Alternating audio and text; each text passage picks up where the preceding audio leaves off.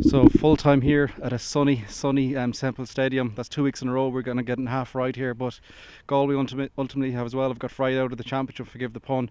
4-point defeat, but while the end was breathtakingly exciting and all that, and brought us up on our feet pretty much. Big questions have to be asked the way the team started that game, really, isn't there? Yeah, I think when you look back at the Dublin game and when you assess that globally from a pattern of play, from a tactical sense, from an energy perspective, from a Galway point of view, you'd say that they should have eradicated all those issues. Let's say in the 2 weeks or 3 weeks that they've had since that game. From the off, they were the same old story. It was the same situation today as it was against the whole Dublin game. And quite frankly, we got 2 goals, let's say, in the last 5 or 6 minutes, mostly in injury time, and that did put a bit of excitement in the game. But Waterford ultimately closed it out, and Waterford just became much hungrier. They wanted the victory a lot more than Galway, and that really showed today. Yeah, it was a blistering start. We didn't know what to expect really with Waterford coming into it. They'd been criticised a lot. I know I spoke to Liam Cal there afterwards, and he was like, Laois were better than people expected. Galway on the flip side had the break, had the opportunity to try and get things right, and without going over the top, ultimately didn't get things right at all. Didn't get them right, yeah. And again, you look at the first kind of 10 or 12 minutes, and probably the score was I think it was 7-7, something like that. And the game got off to a frantic start, and the scoreboard kind of gave a false sense of security to Galway supporters, because Galway had 3 or 4 points from frees, whereas Waterford had all their scores from play, and they looked much more fluid. Like there was a fluency to their play, transitioning from the back to the front.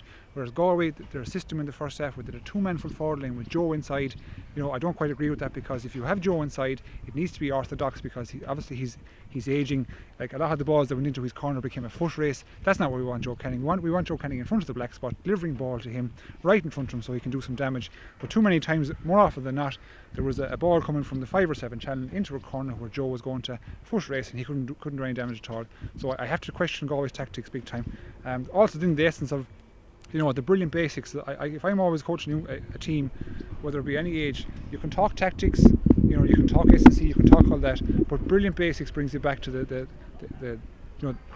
fundamentals of the game. It said simple things happen for Galway here: hand passing, creating lines of passing that didn't happen. We're trying loopy passes, we're trying to get passes underneath the feet of Galway guys. Ultimately got cut out when Galway got a bit of rhythm and began to knock a couple of scores off. They would commit a lazy foul. The tackles are high, there was hands in the face, hands up high. Always going to be a free all day. And like, teams are so cute now, especially Waterford, that if any hand or hurl goes up high, you raise the man's arm, get it up around your neck, it's a free and straight away. Too many times that happened, and no more so than in the 74th minute. We struck our second goal. Jason Flynn with a great finish, brought it back to 3 points. Ball comes back down, and then the next thing there's 2 frees. They just close it out, Waterford. And I just think Galway, tactically, there was a bit of ineptitude, and also just from a practice perspective, I don't think that they practiced the brilliant basics, because there was too many opportunities missed here for hand passing, catching, jab lifts, etc. Just very disappointing result overall. And of course, the question marks now will lead towards the management. You look at the 2 managers; they're both on the same kind of journey. You can argue, different setups. But like, you've been involved in Shane O'Neill as well now. Like I asked you a couple of weeks ago, what next for Davy Fitz here? It's similar questions that are going to be asked in Galway and probably all around the hurling circles now for Shane, isn't it? Absolutely. Like, the Galway people, like the hurling fraternity, are quite a proud bunch. And you look at our record over the league means nothing. Let's be honest about that. The league, Walsh Cup, any of those tournaments, they have absolutely no, I suppose, effect on a managerial record whatsoever. Our record in the last 2 years is 2 championship wins in 6 games. We beat Wexford last year in the Leinster Championship and beat Tipperary in a qualifier. We've lost every other game. That record is not good. So I think there's going to be a review internally.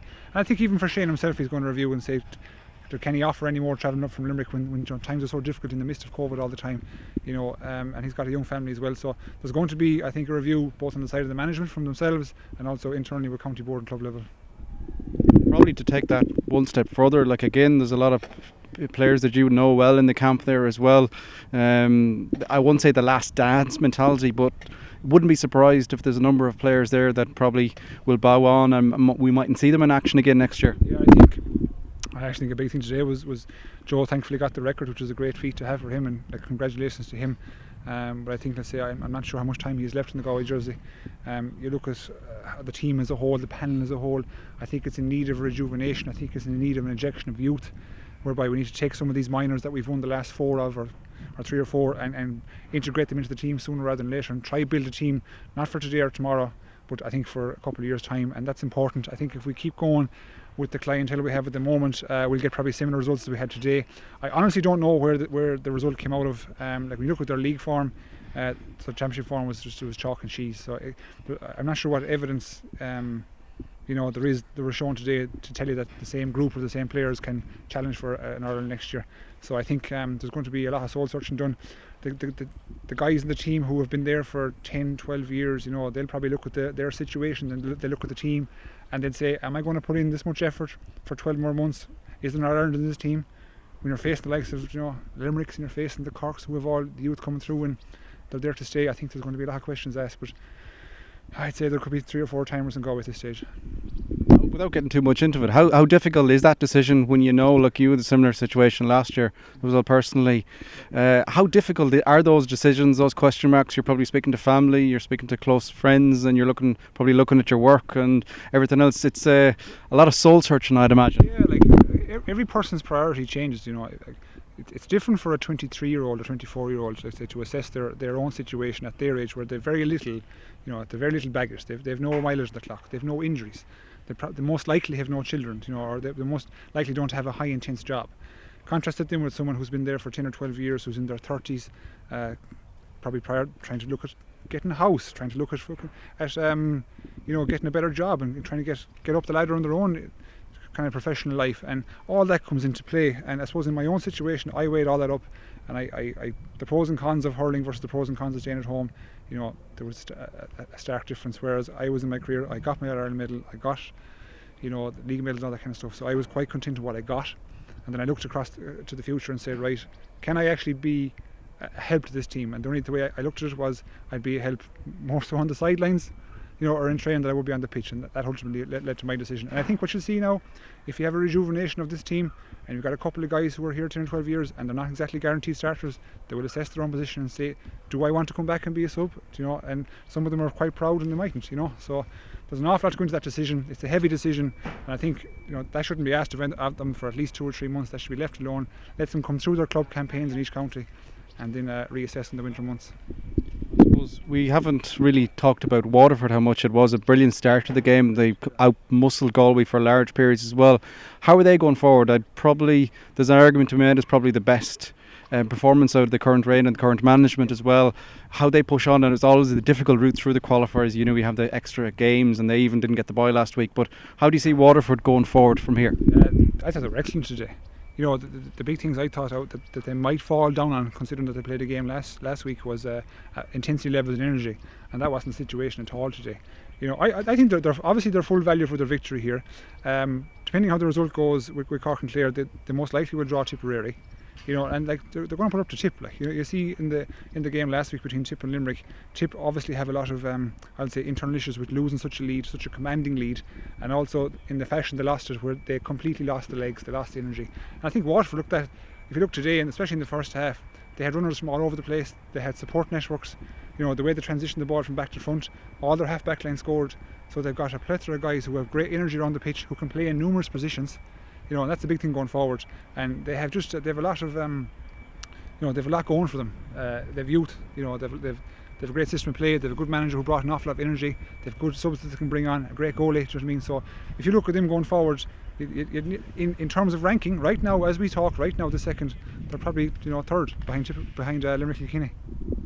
When considering the calibre of teams around, it's fighting top. But I have to say, we had a brilliant view from up high here tonight. The structure, the discipline, the movement, creativity, both in defence and that transition to attack, very, very impressive throughout. Very impressive. Like Galway adopted, I know they mightn't say it specifically, but they adopted a sweeper where Dahi Burke, who might I say was excellent throughout the game, found himself free in front of the Galway full forward line, or the Waterford full forward line a good bit. But still, Waterford managed to penetrate that Galway defence, and I think they scored 118 in the first half. 118 is what Galway conceded in the whole game against Dublin. So in 35 minutes, Galway got penetrated an awful lot more than they would have liked, and that was down to the Waterford system of play. They kept it out wide, so they completely neutralised the Galway sweeper. Dahi Burke, the balls that he got on were kind of more breaks, kind of loose ball and passes out from other defenders. He didn't really cut out an awful lot of ball, or cut out an awful lot of Waterford attacks. And again, the Waterford system, they played it to perfection. They obviously analysed Galway's performance against Dublin, saw the 2 men for forward line and planned for it accordingly here. And that's why you saw the likes of Jamie Barron out wide, you saw Cam Lyons come up the channel, and you saw the whole Waterford half back line scoring. So I think they have a lot going forward. They have a lot to be proud of today in a great performance. And again, the Waterford crowd, like when they go well, when Waterford are tacking on a couple of good scores and they win a couple of big moments in the games, the Waterford crowd got right behind them, and again brought great energy, which then brings great energy to the Waterford team. Yeah, and like it's been talked about a lot. I think Waterford circles. I think every team for a while has a position that they trouble to kind of put man up and put someone there. Definitely, you say that is. For Waterford, it's been centre back pretty much, but you'd have to say today, on the evidence of today, no question marks. They were solid right down towards the middle. Well, if you look specifically in the first half, the Waterford 60 wasn't chested at all, because Galway adopted a sweeper downside, and they had two men for forward line with Joe inside. The Waterford the 6 dropped off and created kind of a sweeper at their own side. So Waterford actually had double cover because they obviously analysed Galway's system, that Galway deliver an awful lot of their ball from the 60-yard line, if you want to call it that, cross-field channels, downfield channels, and Waterford situated themselves out wide to cut out all those balls. And even in the time it takes to strike a ball to get it in the 60-70 yards in the full forward line, Bennett was able to cut across in the 3 or 4 seconds the ball was in flight, and so basically he was cutting out all the supply of Galway's attacks, which was a fantastic way for him to defend.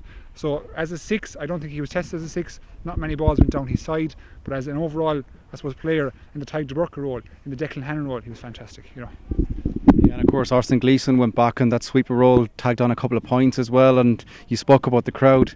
He's that type of player that anytime he swings over a point, there was a massive row, particularly on the far side where there was an abundance of Waterford supporters. He's nearly like the Dan Shannon or the John Milan or previous, whereby he's the type of player that can do something special every day. And when he does something special, the Waterford crowd get behind him, and then I talk about it a lot, they give energy to the team. So he scored a sideline, he turned over one of the Galway defenders here today in the first half, which resulted in a point. So once them kind of things start happening for Ozzy, you're in a fight against him, and that's what you don't want as an opposition. You don't want Ozzy Gleeson creating big moments and big scores for the game, because everybody else feeds off it. He emits such energy when he does something big, and that's exactly what happened today. And that's down to just his excellence, I suppose. His head was in the game. He looks fit. He moved an awful lot. He had great energy. He showed himself an awful lot for his teammates, and he won a lot of the dirty ball.